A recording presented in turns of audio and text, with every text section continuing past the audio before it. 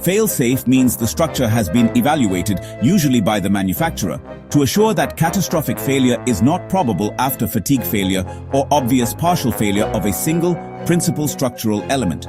It is designed so that the aircraft may continue to operate safely until the defect is detected in a scheduled maintenance check.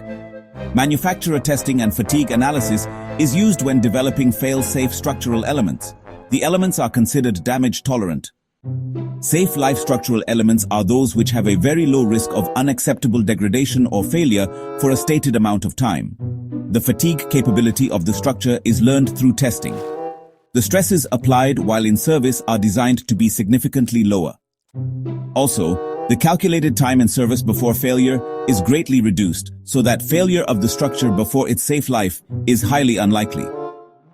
The effects of corrosion, wear, and fatigue are considered when operating under the safe life design principle. Designing aircraft with fail-safe principles can be somewhat unreliable.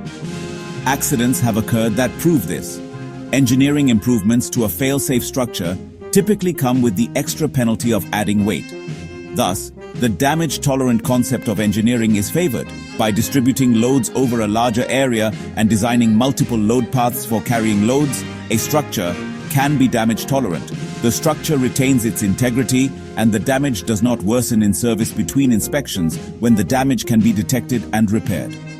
Thus, damage tolerance means that the structure has been evaluated to ensure that should serious fatigue, corrosion, or accidental damage occur within the operational life of the aeroplane, the remaining structure can withstand reasonable loads without failure or excessive structural deformation until the damage is detected.